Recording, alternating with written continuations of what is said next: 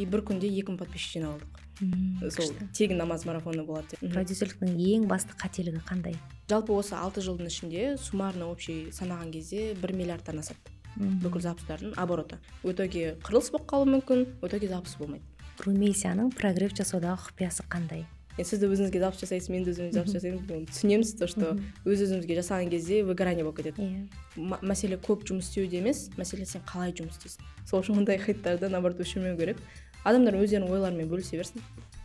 Всем привет! Сіздермен бірге мен Мөлдір Мұратбек және бізде Әлем Women подкастының кезекті қонағы осы Қазақстандағы, тек қана Қазақстан бе? Жоқ, Қырғызстанда, Россия. Қазақстан, Россия, Қырғызстан мықты прогревті жасайтын прогревтің апасы Румейсия ханым. Қатты қуаныштымын, сізге өте көп рахмет.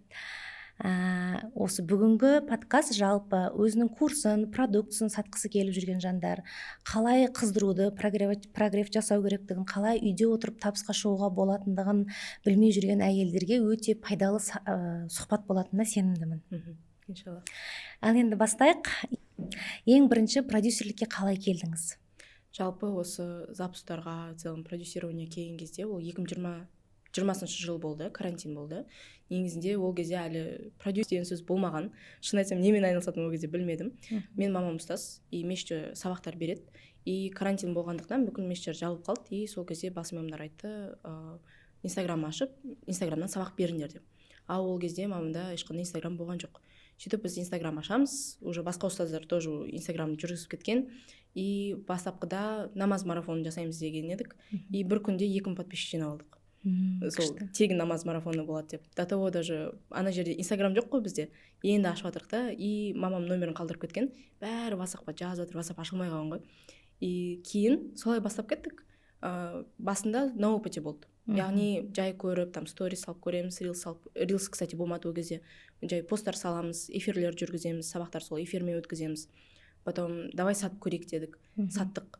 Мешіттен не алып кеттік, 2 метрлік тақтай алып кеткенбіз сол кезде. И кухняда сабақтарды бәрін түсіретінбіз. Ол кезде даже iPhone жоқ. Екеумізде Samsung A50 деген телефон болатын. Соған бүкіл сабақтарды түсіретінбіз. Сол телефонмен монтировать етеміз, иншотпен. И сөйтіп салып, сөйтіп жасағымыз.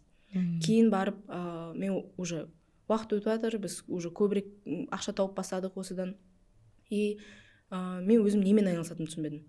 Мен вроде SMM-де емеспін, потому что сатамын, сабақтар түсіремін, сайттар жасаймын. В общем, бәрін жасайтын, енді екеуміз ғана істейміз да. Вроде, білмеймін, просто таргетолог, там, сайтолог деп те айтамаймын да. И кейін барып 2021-лерде, 22-лерде уже продюсер деген сөз шықты. Российский эксперттер шықты, обученияларын сатып бастады. И вот солардың обученияларын алып бастағаннан кейін барып уже нормальный табысқа шықтым. То есть оған дейін просто андай методым тыка болды да. Ал обучение алып бастағаннан кейін барып қана нормальный результаттар кетті. То есть для того, чтобы бірінші миллионыма шығу үшін маған 2 жыл керек болды. Өйткені менде білім болған жоқ. Просто қалай получается, интуициямен әйтеуір жасап жүрдім да. Ал и андай да, получится, не получится деген сияқты просто үміттеніп отырасың. Ал кейін жаңағы білім алғаннан кейін уже түсінесің то, что оказывается өзінің бір структурасы, өзінің бір несі, методтары бар екен. И соны жассан болады деген сияқты. Методтарды, структураны, обучениені алғаннан кейінгі запускыңыз қалай өтті? Уже разница бар ма? Конечно бар. Біріншіден оңайырақ, екіншіден андай аспаған қарап күтіп отпайсың да, ақша түсе ме түспей ме деген сияқты. Үшіншіден өзің қателіктерін түсінесің. Қай жерінде дұрыс істемедің, қай жерінде не үшін алды, не үшін алмады деген сияқты. И одан кейін уже басқа эксперттермен жұмыс істеуге де қорықпадым. Уже мамамен жұмысты қойып, басқа эксперттерге шығып бастадым. Күшті. Қазір 6 жыл болды, иә? Айналысып отырғаныңызға. Осы 6 жылда ең үлкен жеткен нәтижеңіз қандай? Қай жағынан?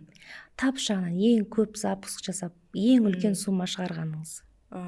Жалпы осы 6 жылдың ішінде суммарно общий санаған кезде 1 миллиардтан асады. Бүкіл запустардың обороты. Таза емес, обороты 1 миллиардтан асады. Кейін тағы да ең үлкен есте қалған, это, наверное, машина алғаным.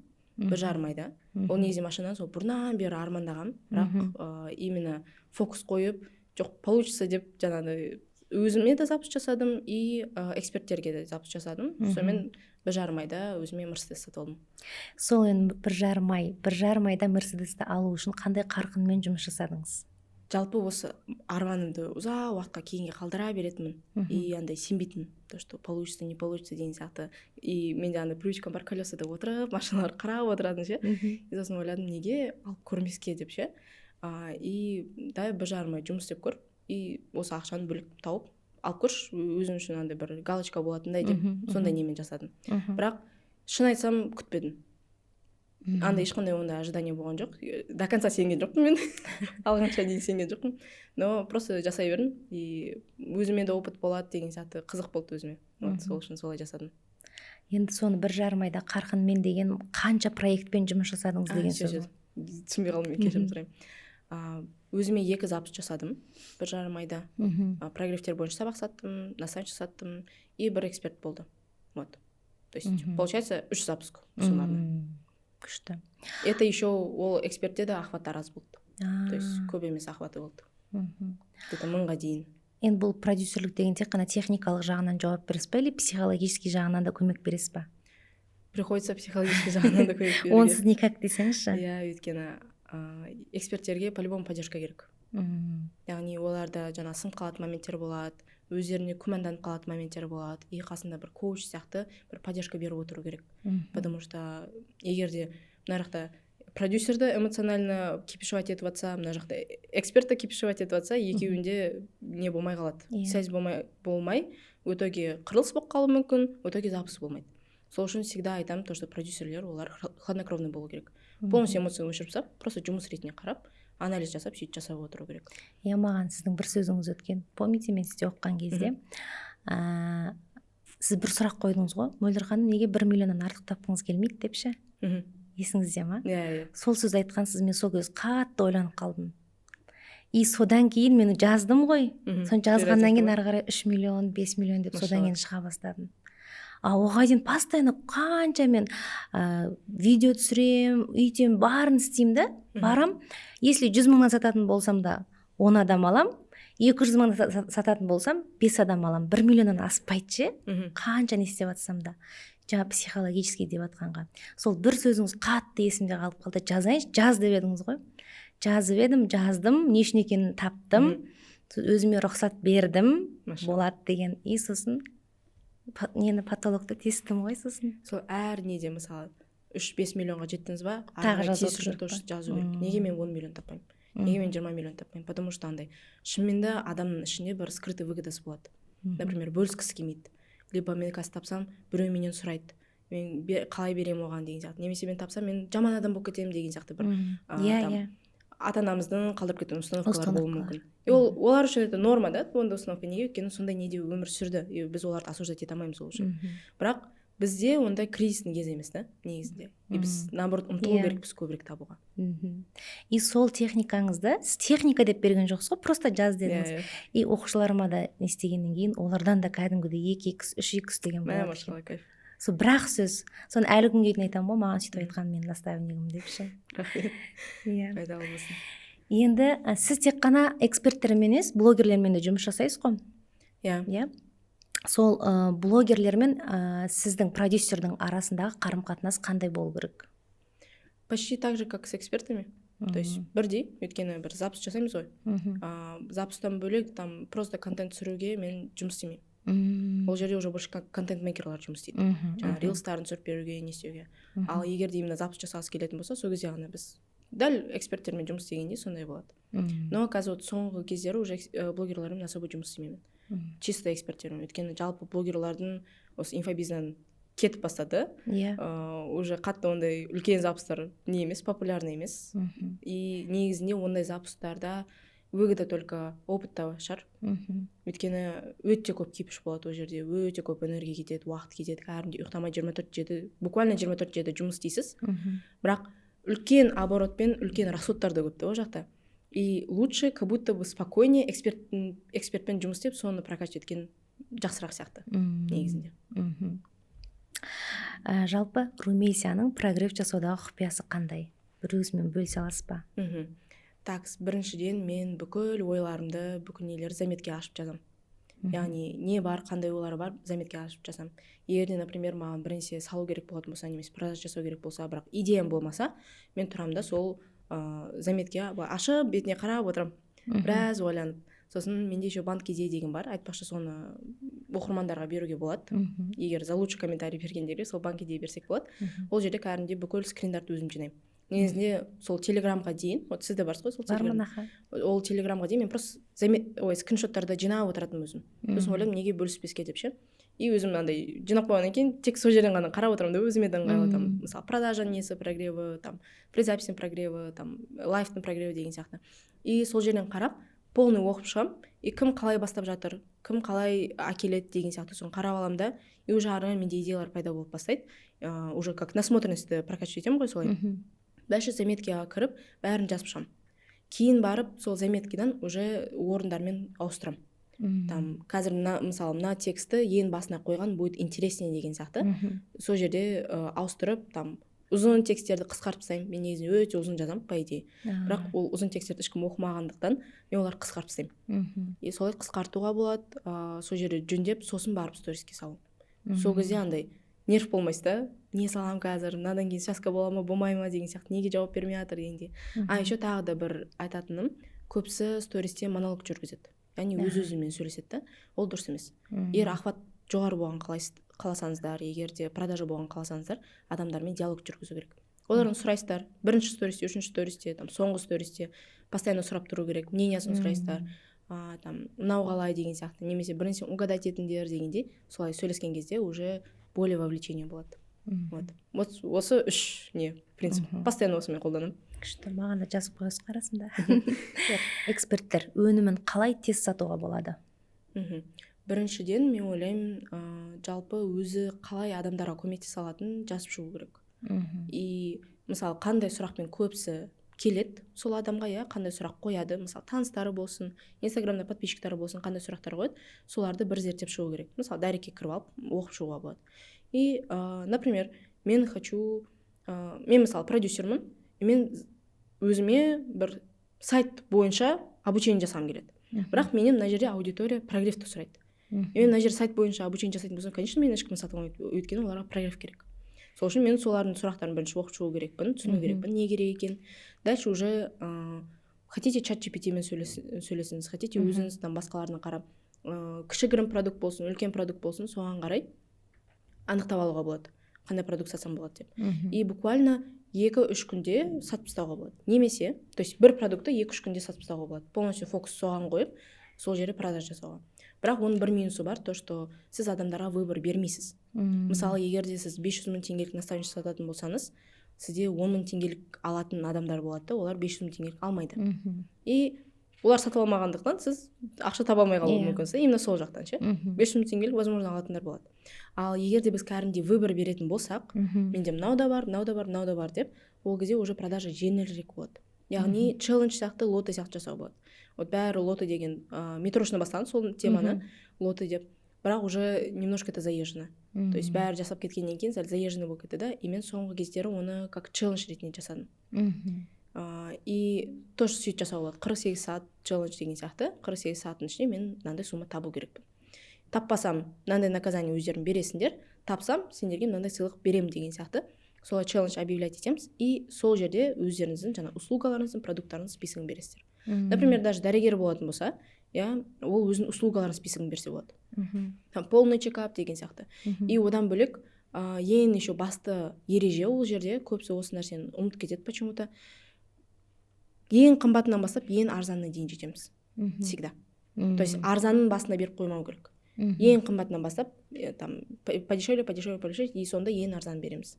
И разный сегмент болу керек. Мысалы, 1 миллионнан бастап 10 000 теңгелік продуктке дейін сіздерде продукттар болу керек. Сол кезде тез продажа болады. Вот, өйткені біріншіден выбор бересіз, екіншіден возраженияларын жабасыз, жаңа отзывтармен, кейстармен, и үшіншіден сізді қолдау үшін адамдар сатуы мүмкін.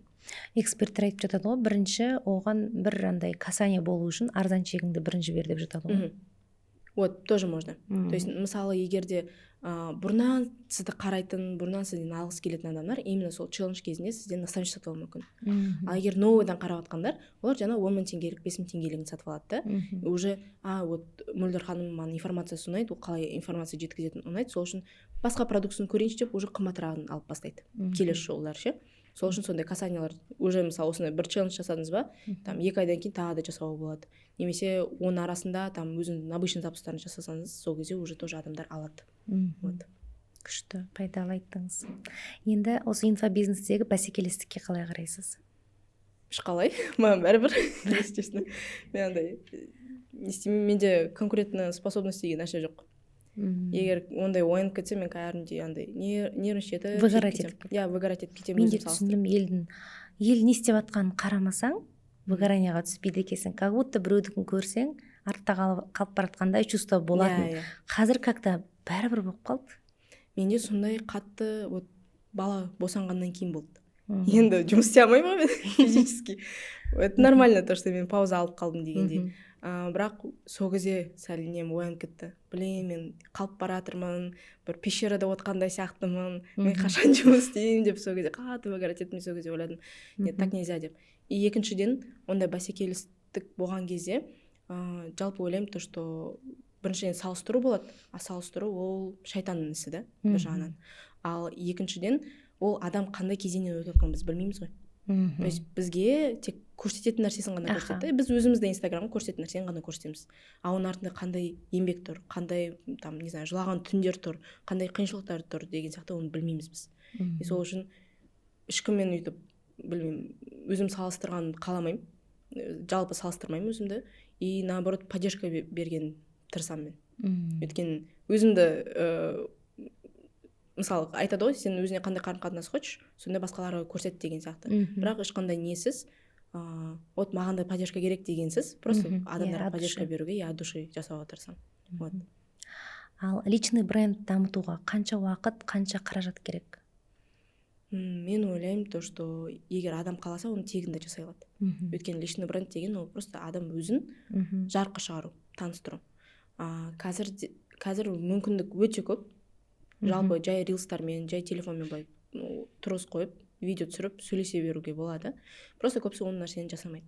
Неге? Өйткені сізді өзіңізге запись жасайсыз, мен де өзімізге запись жасаймын, түсінеміз, то, что өз-өзімізге жасаған кезде выгорание болып кетеді. Жасаған келмей қалады, өйткені ешқандай бастық жоқ та үстінде. Дәл солай, мысалы, личный бренд жасаған кезде тоже не перед кем отчитываться. И сондықтан көбісі тасып кетеді. Ал егер де андай тұрақты жүргізе беретін адам, ол тез дамып кетеді. Тез өзіне аудитория жинайды. И оған даже ақша құймаса да болады. Білімдерге құюға болады, чтобы прям андай впустую видеолар түсірмеу үшін, білу үшін, мақсатпен қалай атады, қалай атпайтын, соны білу үшін бір білім алуға болады. Ал жалпы қиын съемка жасап, ондай қажет емес деп ойлаймын. Енді сіз жазып қойыпсыз описанияға ше, оқушыларыңыз 3 пен 250 миллион аралығында табыс тауып жатыр, иә? Бұл нәтижеге жетудің бір ортақ формуласы бар ма? Жасау. Иә, тоқтамай жасау. Өйткені көбісі тоқтап қалады. Неге? Өйткені күмәнданып кетеді. Немесе бір запись жасайды да, ой, что-то не мое дейді да, и тасап кетеді деген сияқты. Ал мысалы жаңа 250 миллион жасаған қыз тұрақты жасай береді. Базар жоқ, выгорать етеді ол да. Маған жаловаться етеді, ана мен мынандай болып жатыр, мен мынандай болып жатыр деп, бірақ ол тұрақсыз істей береді. Арасында бір жылап алады, там өкініп қалады, но істей береді. И сондай кезде ғана нәтиже болады. А так бір экспертпен жұмыс істеп, бетін бұрып қалып, вообще полностью кетіп қалу деген қате деп ойлаймын. Бұл жұмыс болғандықтан просто істей беру керек, разный адамдар болады и так далее. Ал сіз күніңізді қалай жоспарлайсыз? Google календарьда. Егер Google календарь менде жоспарламаса, мен түк істемей жүре беремін. Яғни сол жерге кәдімгі менде бүкіл нелерін жауып тұру керек, встречаларым, сабақтарым бәрі жауып тұру керек. Мысалы, бос уақыттар қалған кезде уже там өзім задачаларымды жасаймын. Өзіңіз ғана жасайсыз ба, командаңыз бар ма? Жоқ, қазір мен өзім жасаймын. Команда жоқ па? Ал осы продажа кезінде продажаның өте аз болуы неге байланысты? Так, оның нақты 3 себебі бар. Даже 3-2 себебі бар. Біріншісі, адамдар білмейді. Сіз продажа жасап жатқанын білмеуі мүмкін. Яғни сізден бөлек еще қаншама адамдарды көреді, тиктокты көреді, былай өмірде ақ информация алады, и бәріміздің миларымыз загружены. Сондықтан сіз бірінші сатып жатқаныңыз, скорее всего, даже көрмей қалуы мүмкін. Сол үшін обычно продажаның соңында барып уже байқайды да, бірінші сатылып жатыр ма деген сияқты. Екіншіден, окей, көрді, білет сатып жатқаныңыз, бірақ алмайды. Неге? Өйткені маған ол не үшін керек екенін выгодасын білмейді. Вот, и что вместо того, что я это куплю деген выгоданы түсініп тұрған жоқ.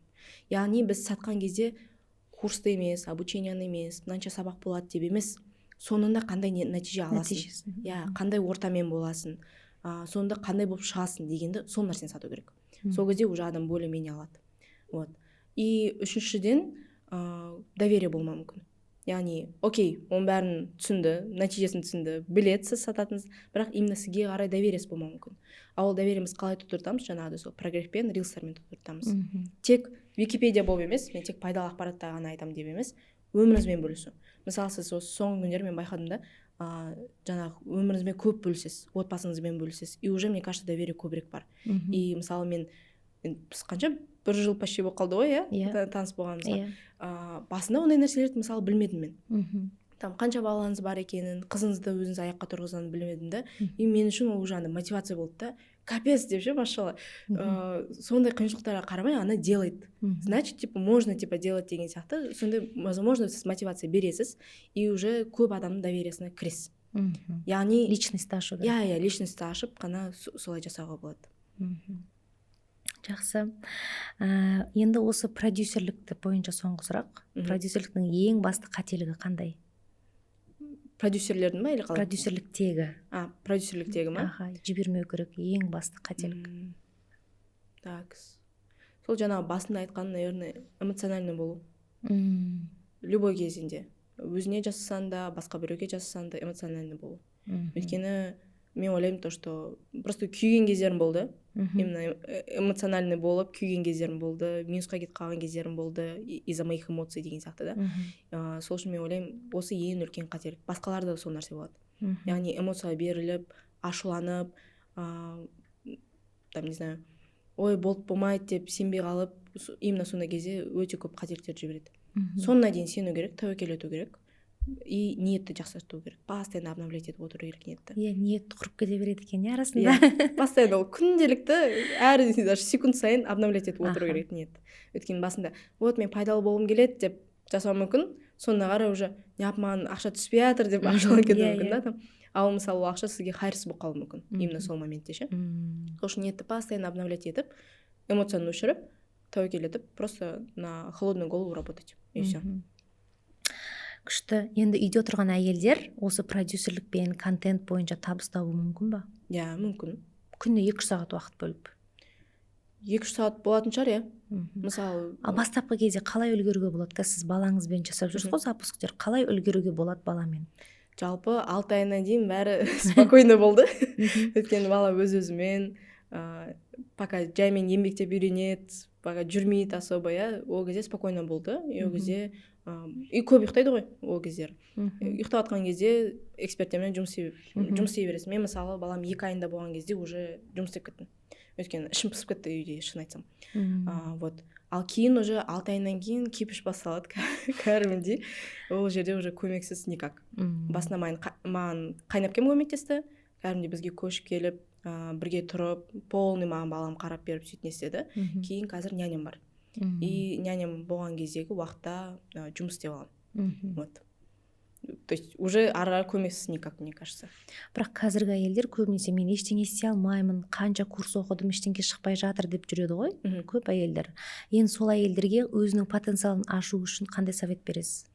Біріншіден, наверное, сол жаңағы фрирайтинг жасау. Жалпы мен не нәрсені қалаймын?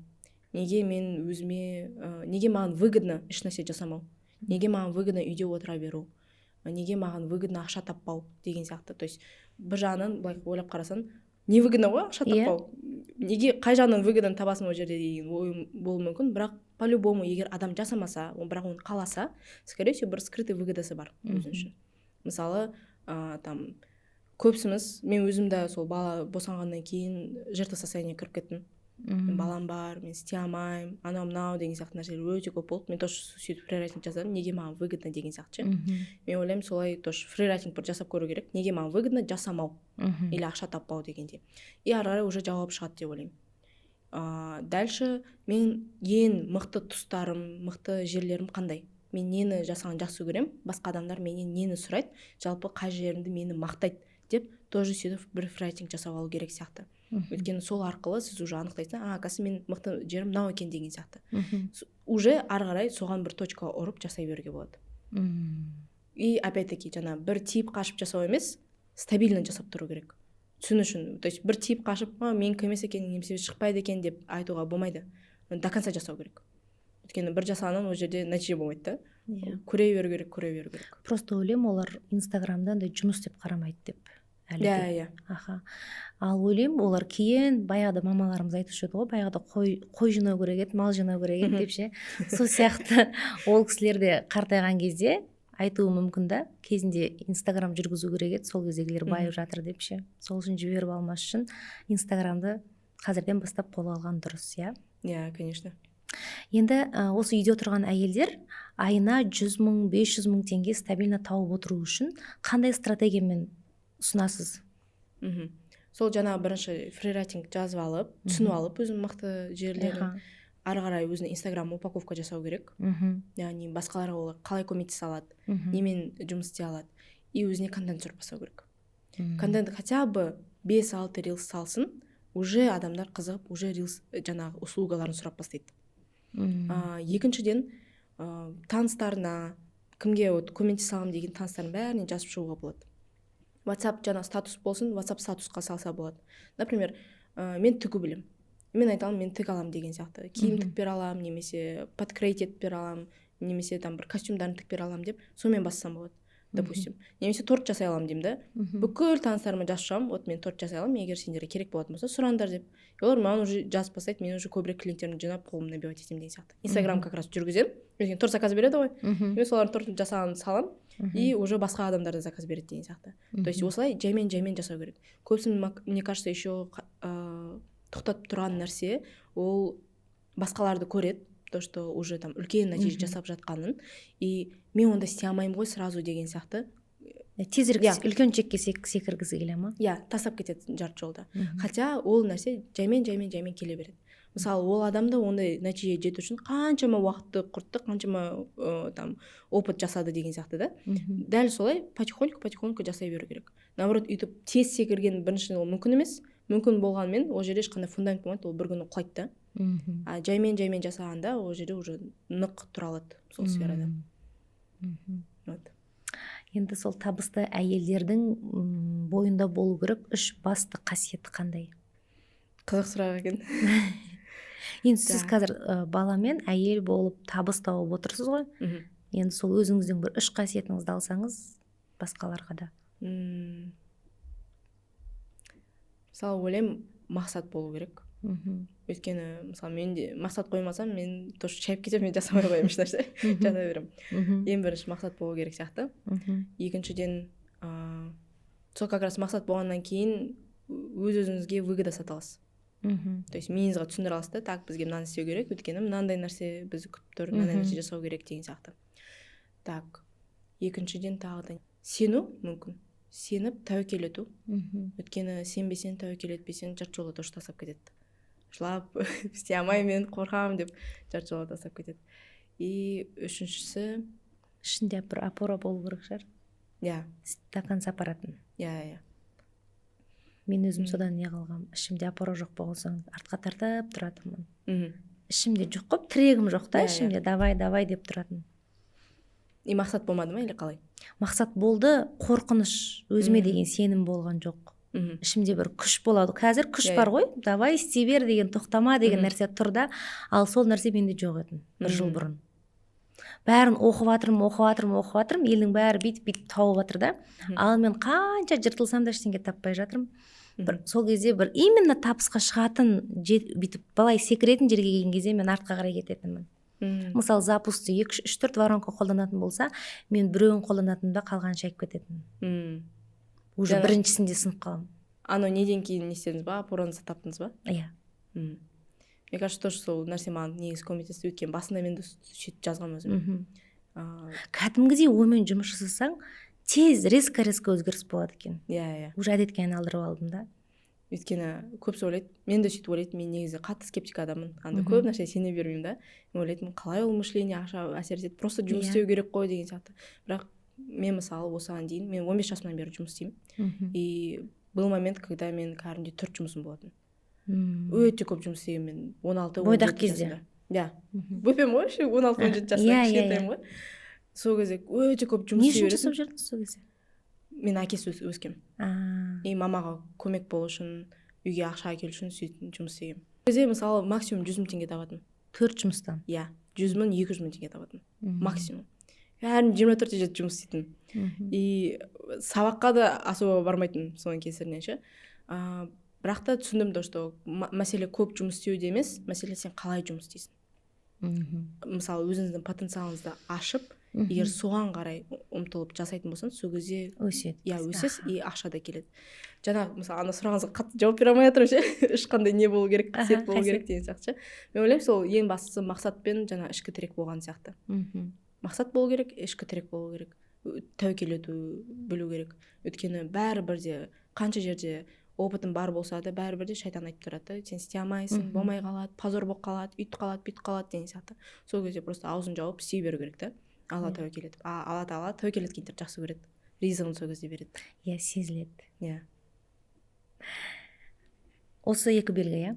Иә, пока осыны айтайын. Негізіге хейт жаза ма? Жазады, иә. Олармен қалай? Хейтпен қалай жұмыс жасайсыз? Ол хейт сізге қалай әсер етеді? Вообще состояниеңізге. Бұрын жазған кезде, и то 1-2 хейт. Есімде, мен ол кезде кондитер болып жұмыс істейтінмін. Сол кезде ең бірінші тортын Баян Есентаеваның, Баян Мақсатованың несін, ата-анасының алтын тойына жасап бергем. Ол кезде мен өзім жаздым, қызы Айсәуле бар ғой. Мынаны айтпай қойыңыз деп па? В общем, ол кезде мен кішкентайым, сөйтіп Айсәуленің сторисін көріп қалам. И жазам, вот мен істеп бере аламын торт деп. Бүкіл достарыма жіберем. Олар тоже жазады, вот істеп бере алады деп ше. И біз по бартеру келісеміз. И мен былай обычный торттар жасап жүрген адаммын. Етіп даже тек таныстарыма ғана жасап жүрген адам. Басқа бөтен адамға әлі жасап көрмегем. Ана жерде сразу еще шоу торт ана замок жасау керек болды. Анан қалай істейтінін мен білмеймін. Сөйтіп жасам. Кейін подписчиктар келіп бастады. Өзім блогым, сол кондитерский блогымды жүргізіп, торттарым салып таргет жүргізгем. И сол кезде маған бір кісі жазған. Молодец деп айтайын десем, акасы просто мамасын несеген, типа, мамасын бизнесмен екен деп, короче, айтады да. Типа, жаңағы бүкіл торттарын маман жасап жатыр, и сен типа өзің істеп жатсың деп айтып жатсың деп неседі да. Жаман ана нәрсе маған тиіп кетеді ғой кәдімгідей. И сол хейт қана есімде. Мысалы қазір менде уже хейт көбірек сәл, өйткені видеолар атады да кейбірлер. Бірақ оған особо мән бермеуге тырысамын. Бір Динара Саджанның айтқан сөзі есімде қалып қалды. Бір сабағына барған кезде айтады. Егер де сен танымал болғың келсе, онда хейтқа дайын болу керексің. Егер дайын емес болсаң, онда сен танымал бола алмайсың ешқашан дейді. Өйткені бәрібір де көп адамның алдына шыққан кезде, мысалы видеоны даже атып кететін болса, ол жерде әртүрлі ойлар болуы мүмкін. Біреусі ана ұнамайды, біреусі мына ұнамайды деген сияқты. Біз ақша емеспіз ғой, бәріне ұнай беретін. Сол үшін ойлаймын, просто оған мән бермеу керек, оқымау керек. Оқысаңыз да өзіңізге қабылдамау керек. Өйткені адам, скорее всего, просто өзін зеркалить етеді бұл жерде. И негізінде кейбіреулер мысалы сондай хейт нелерді, комментариялар өшіріп тастайды. Негізінде өшірмеу керек оны. Өйткені мысалы бір видеода саласыз, астында жаңағы видео сөйлеп жатқан кезде, возможно, бір момент болып қалады конфликтный. Осы нәрсе көпсіне ұнамай қалуы мүмкін деп, мысалы мен ойлаймын да, ну ладно, бірақ бұл менің ойым ғой, мен бөлісе салайын деп салам. Именно сол видео атып кетеді, өйткені комментарияларда маған қарсы сөйлейтіндер болады. Мен оларға жауап бермеймін. Жаңа соларға жауап беретін басқа адамдар болады да, қарсы сөйлеп. И уже әңгіме кетеді, разногласие кетеді, комментарий астында, ана видео одан сайын атып кетеді. Сол үшін ондай хейттарды наоборот өшірмеу керек. Адамдар өздерінің ойларымен бөлісе берсін. Бірақ это не значит, что вы плохая, либо что с вами что-то не так. Это просто өзінің ойлары. Әркімнің өз ойы бар. Сол үшін мән бермеу керек сияқты. Қайта аудитория екіге бөлінген жақсы ғой, иә? Иә. Енді сіз выгоранияға түсіп кеттім деп жатсыз ғой бағана. Одан қалай шығасыз? Бізде көп қой қазір әйелдер выгоранияда жүретін әйел. 2 күн жұмыс жасаса, 3-ші күні выгорать етіп жатады. Одан қалай шығып жүрсіз? Жалпы ондай, жаңа сіз айтқандай, 2 күн жұмыс жасап, 1 күн выгорание болу деген, ол выгорание емес деп ойлаймын. Ол просто жаңа адам шаршап қалады. немесе жаңағы ферритині төмен, содан шаршап қалуым мүмкін, железосы жоқ деген сияқты. Менде даже железо бас деп па, менде сөйтіп шаршап қалатын болады. И ол демалмаған дұрыс. Сол 2 күн жұмыс істеп, 1 күн демалмаған дұрыс, там жатып не істеп. Ал менде егер шын айтсам, осы ноябрьден бастап февраль-мартқа дейін ұзақ кәдімгідей андай депрессивный состояние болды. Ол андай сырттан өйтіп көрінбейтін шығар, бірақ ужасный депрессияда болдым, если честно. Қатты выгорание болды сол кезде, шын айтсам. Бірақ бәрібір де тоқтаусыз жұмыс істеуге тырыстым. Яғни өзімнің жаңа ойларымды жұмыспен алаңдатып, алдап сөйтіп жүрдім. И сол жұмыс істегенім маған негізінде көмектесті. Сол маған жалпы осындай состояниеден қатты түнеліп кеттім да, до того менде суицидқа да ойлар күнделікті болатын, если честно. И маған шын айтсам сол көмектескен жұмысым, өйткені соған фокус қоямын да, и сонымен уже не істеймін, жаңағы мысалы, жаман ойлардың бәрі шайтаннан ғой негізінде, оларды уже ойламай қаламын да. Жұмыс, екіншіден көп құлшылық ету. Сол моментте сәл андай әлсіз болып қалдым, если честно. Өйткені тек намазым на автомате ғана болды. Андай прям құлшынып, ондай оққан жоқпын. Ал жалпы қалай құлшынып оқып бастадым, көбірек там сираны оқып бастадым, там зікірлерді, просто салауатты оқу, шүкір ету деген. Кәдімгідей да шүкір етудің өзі де өте қатты көмектеседі. Жалпы ең сол басты осы екеуі деп ойлаймын. И самый важный это шүкір ету. Даже просто андай жазбасаңыз да жатар алдын 10 шүкір айтып шықсаңыз осы күнге. Шүкір бүгін мынандай болды, шүкір мынандай болды деп уже анализ жасап шығасыз да. Оказывается, маған көп нәрсе беріп жатыр екен ғой деген осознание келеді. Өйткені бір негатив 100 жақсы нәрсені жауып тастайды. Уже көрмей қаласың ана 100 нәрсені. Өйткені бір негатив қатты эмоционально әсер етеді да, соған ғана фокус болып қалады. Ал егер де біз жаңа мына жерде жақсы нәрселерге фокус қоятын болсақ, соған шүкір ететін болсақ, Алла тағала сол нәрсені арттырады да. Даже Құранда айтады ғой, шүкір етсеңдер арттырамын, етпесеңдер азабы қиын деп. Жалпы мен байқадым, менде өмірімде хаос басталады, когда мен шүкірсіз болып кетемін. Ана болмай қалды, мына болмай қалды деген сияқты, сол шүкірсіз болған кезде. Яғни көбейе береді да, өйткені мен неғып мынандай болып қалды, мынау неғып болмай қалды деген сияқты фокус қойған кезде сондай болады. Шүкіршілікті блокнотын толтырып жазасың ғой, сол кезде де көп жақсы нәрселер болып кетеді ғой. Иә. Сол даже хотя бы 1 апта жасап көріңіз, уже өзгеріс пайда болатынын көресіздер да. Жалпы өзіңіз қаржылай сауаттысыз ба? Уже жаймен болып жатыр. Блогерлерге, эксперттерге осылай қаржылай сауаттылық қажет пе? Керек, иә. Мысалы, мен уже 6 жыл осы сферада жұмыс істеймін. Бірақ буквально в прошлом году только машинаны сатып алдым деген сияқты. Хотя оған дейін қаншама мүмкіндік болды сатып алуға. Мамама алдық машинаны, бірақ өзіме ешқалай ала алмай жүрдім. Неге? Өйткені қаржылық сауатсыз болдым. Өйткені андай да, бұл жұмысқа, бұл блог болғандықтан, Инстаграм болғандықтан до конца жұмыс ретінде қарай алмай қаласың арасында. Бір хобби сияқты болып кетеді, жауапкершіліксіз болып кетеді и так далее. И ақша түскен кезде, как будто просто андай бір жеңіл ақша соққандай сияқты сезіледі да, ақша жаратылып кетеді. Мен в основном осы бойдақ кезімде путешествиялар құрып тастайтын. Әр ай сайын бір жаққа кетіп қала беретін. Просто андай билет алып кете беретін. Кейін жаңа қыдырумен, тамақ жеумен, сонымен кетіп қалатын. Ал былай жинау деген менде ондай болмады. Вот қалай жинап бастадым, қалай жаңа сәл ақшаны санап бастадым, содан кейін уже нормально ақша жиналып бастады да. А так ол оказывается көп ақша табу және ақшаны жинау және оны умножать ету, это вообще 3 түрлі қабілет. Ол үшеуді бір адамның ішіне сыймау мүмкін да. Мысалы бір апа болуы мүмкін пенсиядағы. И бір қарасаң ол уже өзіне квартира сатып алып отыр. Сен жүрсің мына жерде миллиондап тауасың, бірақ әлі квартира алмағансың деген сияқты да. И неге? Өйткені ол апа бәлкім ақша таба алмайды, бірақ жинау біледі. Айтады ғой, ақшаны көп тапқан емес, оны дұрыс жаратқандар бай деп ше. Вот, мысалы мен ойлаймын, миллиондап тапқан адам, сол дұрыс айтасыз, бай емес. Дұрыс жаратқан, дұрыс оны умножать еткен. Айлықпен де баюға болады дейді ғой. Иә. Сондай. Енді өзіңіз қазір өзіңіздің біліміңізге инвестиция жасайсыз ба? Иә, қазір жасап тұрам. Қаншалықты? Қазір қанша ай сайын жасайсыз ба? Қалай жасайсыз? В основном қазір ай сайын жаңағыдай консультация алуға, сондай бір кішігірім интенсивтер алуға, немесе менде бір сұрақ болатын болса, соны специалистіне барып консультация алуға тырысам. Өйткені ойлаймын то, что по-любому обновлять етіп тұру керек. Бір орында тұрып қалған түсінсең, значит, білім жетіспей жатыр, значит, соны алу керек. Даже оказывается, бізге білім алу деген парыз екен. ана мынаны оқып бітейін болды деген бір нәрсе чувство болады да, оны оқып біткен соң тағы бірдеңеге жетпей тұрады ғой. Бәрібір де біз бір білген 1.9 деген сияқты білмеген 99 дегендей. Жалпы сол парыз екен бізге білім алып тұру, дін бойынша ше. Постоянно жаңарып тұру керек, білімдер алып тұру керек. Мысалы оған дейін мен алмайтынмын, жаңа на опыте жасай беретін. Бірақ қалай алып бастадым, менде ұрыс болып бастады.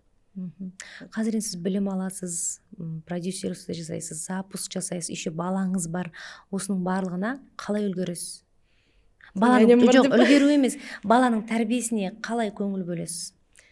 Мен стараюсь сол няня болған кезде бүкіл жұмыстарын бітіріп тастауға. Няня кеткеннен кейін мен уже жұмыс істей алмаймын. Даже қаласам да мен уже вообще жұмыс істей алмаймын, потому что балам уже өсіп қалды и оған көп фокус керек, ол там менімен ойнағысы келеді деген сияқты.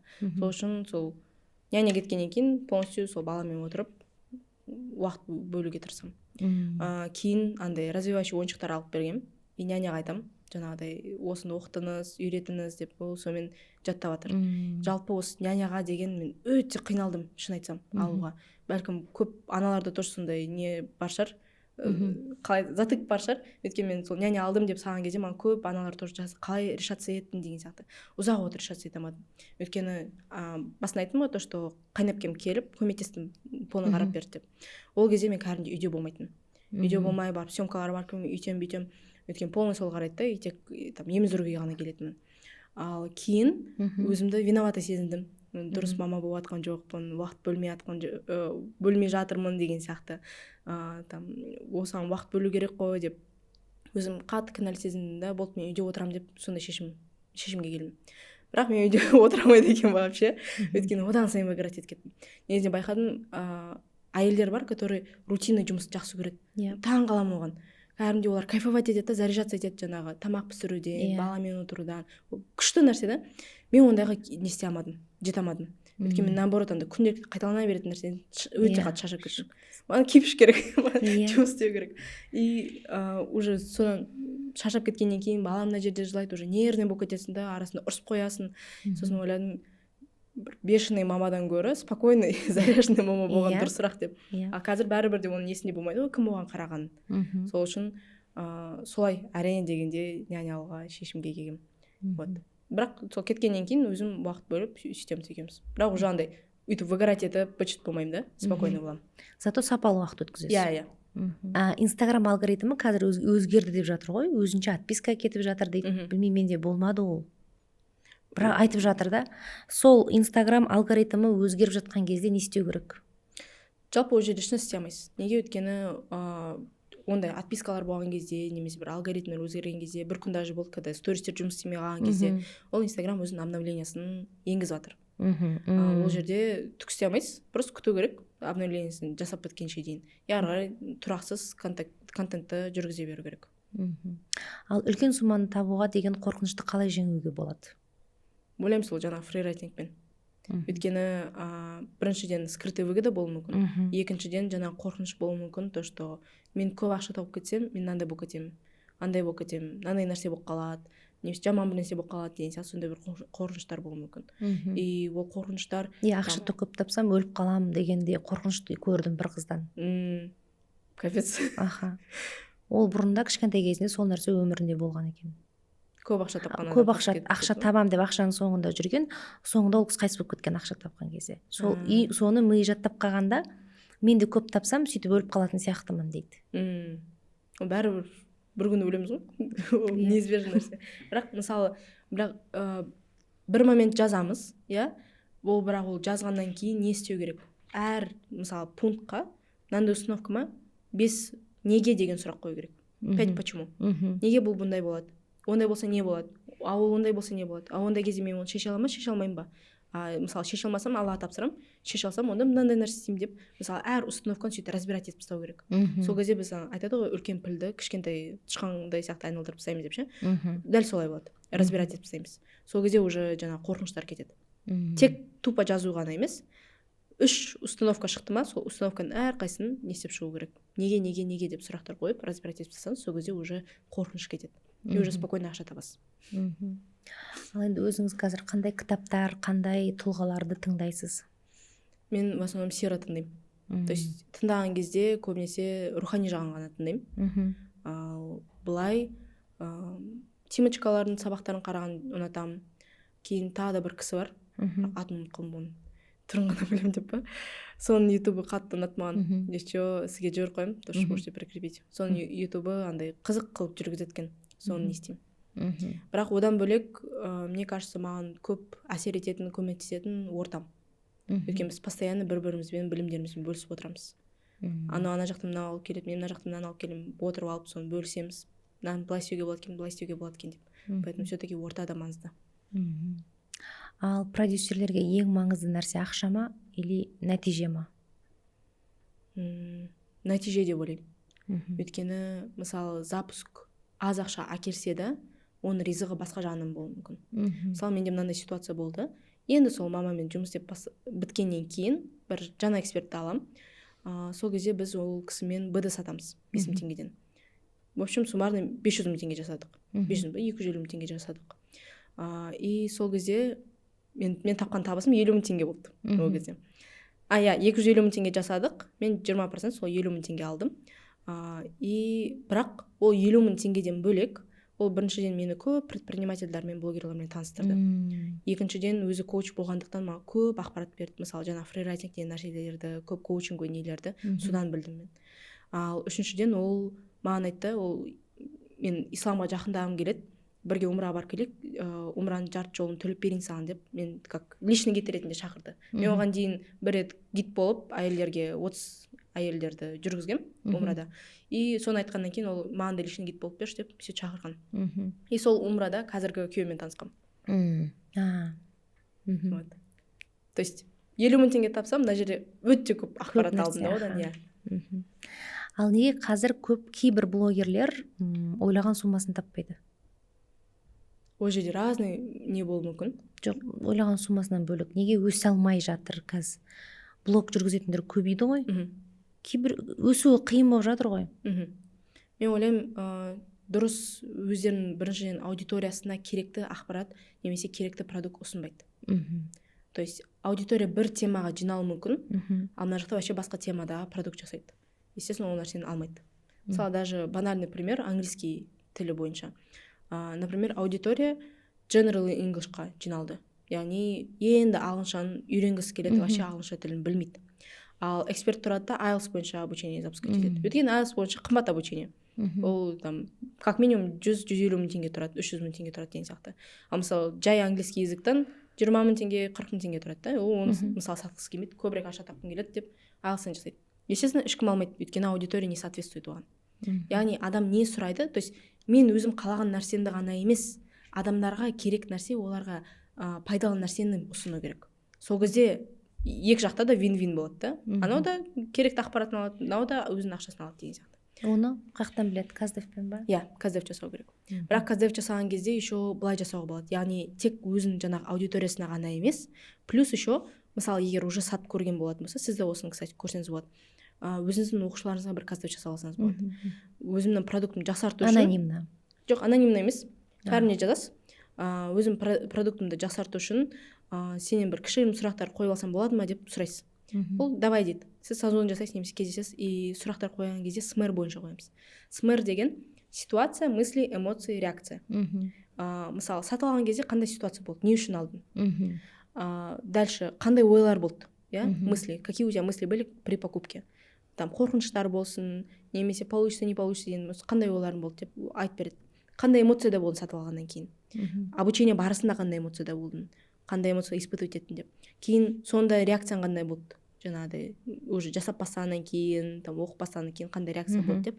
Осылай қойып шыққан кезде уже на эмоциональном уровне адамдар что ощущают, соны түсінесіз. Мысалы, қандай ойлар болды, қорқыныштар болды, уже соған қарай сіз офферларды да беріп, жаңағы таргетке нелеріңізді рилстарға да сонымен бастауға болады. Дәл аудиторияңыздың несіне, ойларына тесті, ой, это ж про меня деген сияқты уже сізге кеп бастайды. Күшті лайфхак айттыңыз ғой. Енді жанұяңыз сіздің осы жұмысыңызға қалай қарайды? Ата-енеңіз, күйеуіңіз түсінеді ғой енді, иә? Ата-енеңіз жақсы қарай ма? Өте қатты қолдайды мен. Альхамдулиллах, өте жақсы қайын жұртым. дато қазір шок болатын шығарсыз. Менен қанша 3 қайнапкем, 1 жездем, тағы да ене деймін, мамамның сестренкасы обучение сатып алған мен. Кәдімгідей менен наставничество оқыған ол кісілер. Қазір мысалы жаңа қайнапкелерім, қайынсіңлілерім запустармен айналысады, продюсер болып жұмыс істейді, кейбіреулер прогрессші болып жұмыс істейді, біреулер өздеріне істейді деген сияқты. Кәдімгідей еще полный сумма сатып алады да олар ше. Күшті поддержка. Иә. И өте жақсы қарайды. И негізінде даже айтады то, что хорошо, что сен не істедің деген сияқты направила деп. Мен басында ойладым, қорқтым, қалай болады екен деп, түсінем екен деп. Вот. Сіз сол кезде ойладыңыз, иә? Негіз айтады ғой, ата-ене қандай болады сенің ойыңа байланысты деп. Ол әсер етеді деп ойламайсыз ба қазір? Может, сіздің ойыңыз оларға деген ондай болмаған шығар. Олар страшный деген сияқты. Қалай? Ата-ененің қандай болуы ойға байланысты. Мысалы, мен ойлайтынмын бұрында.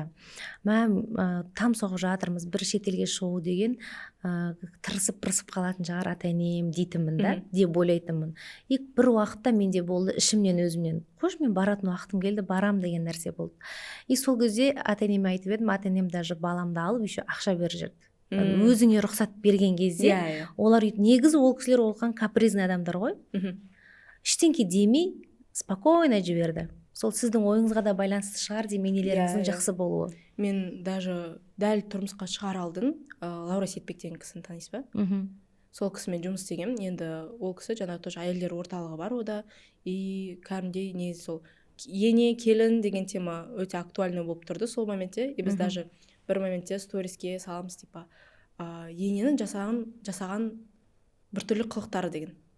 И окошкаға алдырамыз, адамдар анонимно ана жерде жазады. Сұмдық нәрселер жазды, Құдай сақтасын. Реально, енді тұрмысқа шығайын деп жатырмын. Буквально 1-2 айдан кейін. Ананы оққан кезде қорқып кетемін ғой. Бұндай да болады ма не деп андай бойға сыймайтын нәрселер істейді екен да кейбіреулер, Құдай сақтасын. И кейін сол Лаурамен сөйлесем, айтам, менде қорқыныш болып жатыр. Мен мысалы танымаймын оның анасын, қандай кісілер екенін вообще білмеймін, көрген де жоқпын. Өйткені мені таныстырмады да. И сол кезде Лаураны айтқан тош, жаңа сіз айтқанда күшті не да. Вот ондай неадекватныйлар да бар, бірақ адекватныйлар да көп, бірақ көбісі оны айтпайды. Сен өзің сондай ғана строить ет, жақсы ғана строить ет, сол кезде жақсы да болады деп сөйтіп айтты да. Сол кезден барып сөйтіп өзім настроить етіп алдап не сенемін, альхамдулилlah жақсы. Ата-енем де жақсы. Ал біздің уақытымыз болып қапты. Сізге өзіміздің дәстүрлі сұрағымызды, қысқа 1-2 сұрағымызды қойып, сонымен подкастымызды аяқтайық. Осы өмір сүріп жатырсыз ғой, өзіңіздің тәжірибелеріңіздің барлығын жинақтап, бір кітап шығару керек болса, соның атын қалай атар едіңіз? Қызық. Мен недавно ғана осыны ойладым ше. Даже не знаю. Білмеймін, бірақ атын әлі ойластыра алмай жүрдім ше. Хорошо, ойластырсаңыз жазарсыз онда. Иә, сөйтетін шығармын. Енді қысқа сұрақ, инстаграмсыз өмір сүре алмау мүмкін ба? Білмеймін, маған жоқ. Маған қиын өте.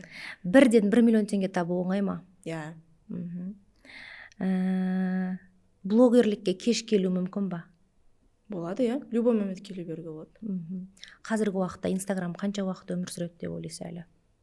Мен ойлаймын, әзірге өшпейді деп. Даже инстаграм өшеді, оның орнына басқа бір нәрсе келеді.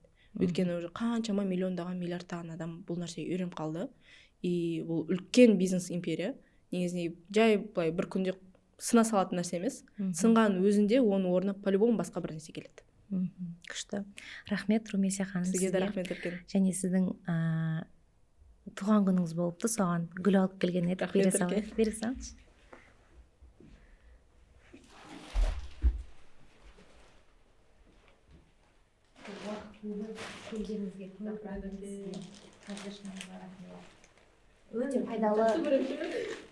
Өте пайдалы подкаст болды деп ойлаймын.